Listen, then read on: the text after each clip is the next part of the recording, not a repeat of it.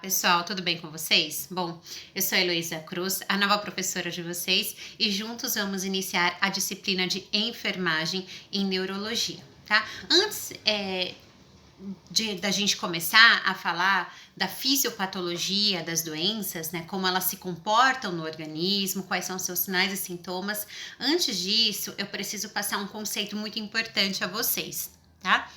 Então, segundo a OMS, a Organização Mundial de Saúde, o estado de saúde, ele é considerado, né, quando há um equilíbrio entre esses três pilares da vida de um indivíduo, que são os fatores físicos, psíquicos e espirituais. Ou seja, para que uma pessoa seja considerada saudável, ela precisa ter um equilíbrio nesses três aspectos da vida, nos aspectos físicos, psíquicos e espirituais. Logo, nós, profissionais de enfermagem, iremos suprir as necessidades do paciente nesses três aspectos. De que modo, professora? Vamos lá. Então, as necessidades físicas do paciente, nós vamos verificar sinais vitais, vamos administrar a medicação, tudo conforme a técnica, para garantir o bem-estar total físico do nosso paciente. O bem-estar psíquico, como podemos fazer isso? O bem-estar psíquico é eu garantir ao meu paciente um ambiente tranquilo, harmonioso, eu dar vazão às suas emoções para que ele se expresse, eu dar importância ao que ele sente, ao que ele quer falar, e isso é muito importante. A saúde emocional, ela também é muito importante. Então, vamos considerar esse aspecto, um aspecto muito relevante aí quanto à saúde do paciente, tá? A sua saúde emocional ou a sua saúde psíquica. E a questão da espiritualidade, como nós, profissionais da saúde, da enfermagem, vamos auxiliar o nosso paciente, de modo a incentivar as suas práticas religiosas, né? Uma vez que sabe-se que quando a pessoa tem de fato, ela exerce uma religião, ela tem fé, isso vai melhorar, ajudar aí na questão do seu quadro, né? Uma vez que a pessoa tem fé, ela é positiva e isso melhora consideravelmente o seu estado de saúde, tá? Isso é muito benéfico à saúde dos indivíduos. Então, eu vou garantir ao meu paciente, eu vou enxergá-lo como um indivíduo com esses três pilares, principalmente os aspectos físicos, psíquicos e espirituais. Bom, então a primeira patologia que nós vamos abordar vai ser a doença de Alzheimer. Há alguns anos atrás chamávamos aí de mal de Alzheimer, agora chamamos de doença de Alzheimer. A doença de Alzheimer é uma doença que acomete principalmente as pessoas aí com mais de 60 anos, né? Em alguns casos menos frequentes, pessoas com 58 até 55 anos podem apresentar, que são os casos precoces, mas isso são números que acontecem com menos frequência, tá? Há uma probabilidade maior de pessoas com mais idade apresentarem a doença de Alzheimer. E o que de fato acontece no sistema nervoso central da pessoa que apresenta a doença de Alzheimer? A nossa massa cinzenta, ela é responsável aí pela memória, e aí no caso há uma redução da massa cinzenta e as sinapses. O que são sinapses? São as ligações entre os neurônios, elas vão acontecer numa frequência muito menor. Então isso vai trazer ao paciente comprometimento da memória, prejuízo de linguagem e suas funções motoras também serão prejudicadas, tá? Então esse paciente terá diversas complicações em decorrência de um mau funcionamento aí do cérebro. E a doença de Alzheimer é considerada aí uma doença progressiva. O que isso quer dizer? Quer dizer que ela tende sempre a piorar, né? Ela progride, ao invés de regredir, né, de desaparecer, a tendência é que ela progrida. Porém, com os tratamentos adequados, com a medicação correta, esse paciente pode aí ter uma qualidade de vida maior. Então, vamos aí aos estágios, tá? Então, essa doença, ela tem algumas fases a serem cumpridas, tá? Então, a fase inicial começa com o esquecimento recente, onde o paciente, ele esquece, por exemplo, o nome dos netos, esquece o caminho de volta para casa, vai até a padaria e já não sabe mais voltar para casa, esquece as portas abertas, esquece o gás aberto, e isso implica aí uma série de riscos no qual ele estará exposto. Mas, neste caso, na fase inicial, a memória antiga ainda é preservada. Então, o paciente ele já não lembra de coisas corriqueiras, como se já tomou banho, como se já almoçou, se já escovou os dentes. Porém, ele ainda lembra quando conheceu a amada esposa, quando ingressou no exército. Então, a memória antiga ela ainda é preservada. Neste caso, pessoal, é muito importante que esse paciente ele esteja aí sobre uma vigilância, pois, como eu disse há pouco, ele corre alguns riscos, tá? Então, neste caso, ele precisa de cuidados, né? Da vigilância ali dos seus familiares, ou muitas vezes esse idoso já se torna um idoso institucionalizado. Isso significa que está dentro de uma instituição, um lar para idosos, uma casa de repouso, porque ele já precisa ter esse cuidado. Como eu disse, ele corre alguns riscos. Já a segunda fase é a fase da vagância. E o que isso significa? O paciente ele anda de um lado para o outro, ele anda de um lado para o outro. É uma inquietude, né, que ele tem, que ele apresenta. Então ele tem essa vagância contínua.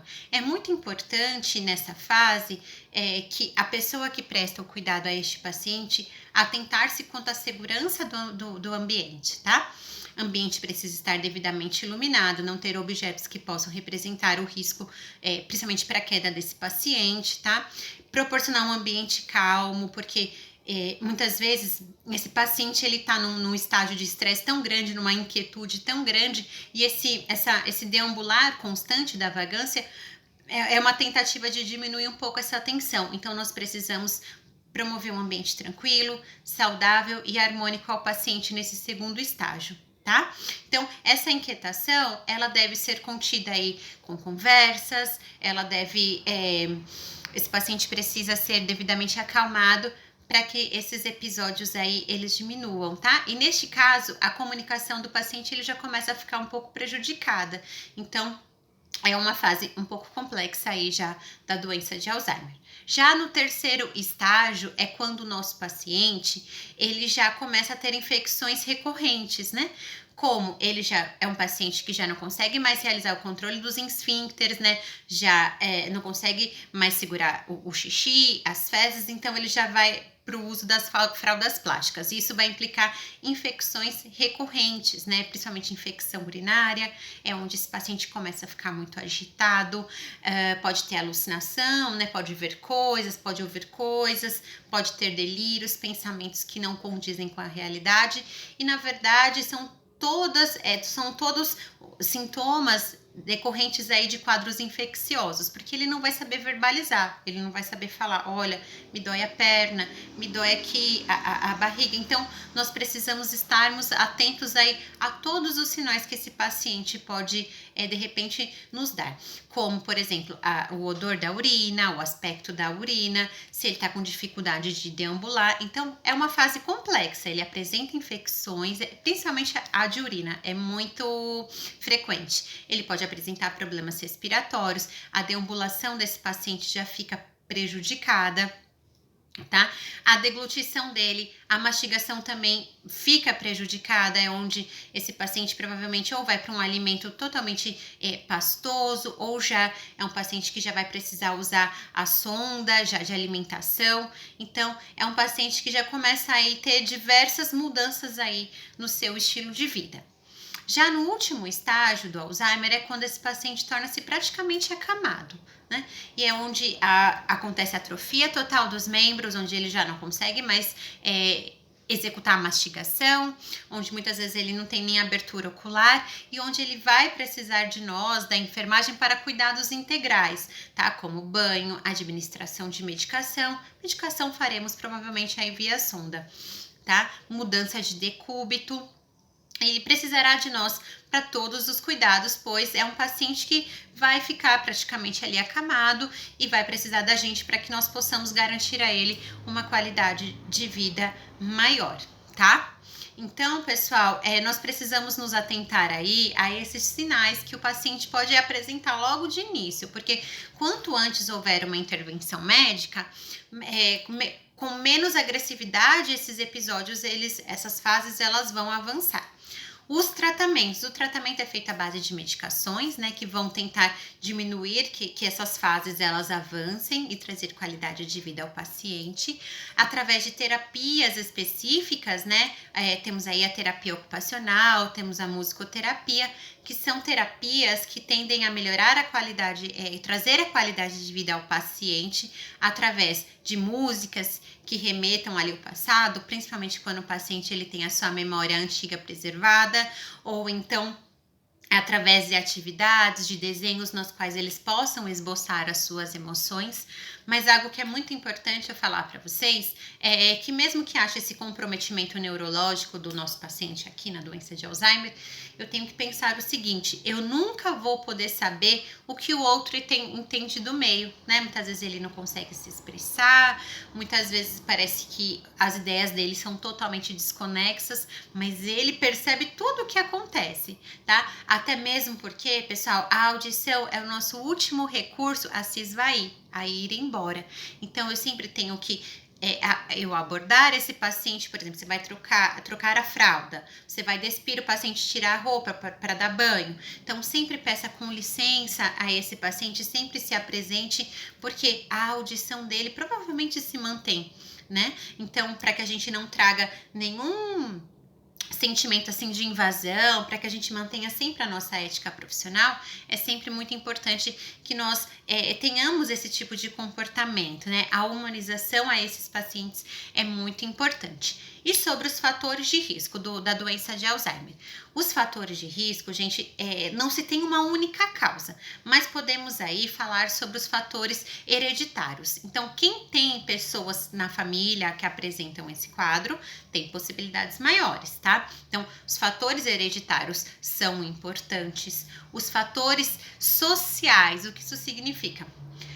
Quanto mais a pessoa, quanto maior for o acesso à informação, ao estudo, a serviços melhores de saúde, menores possibilidades essa pessoa tem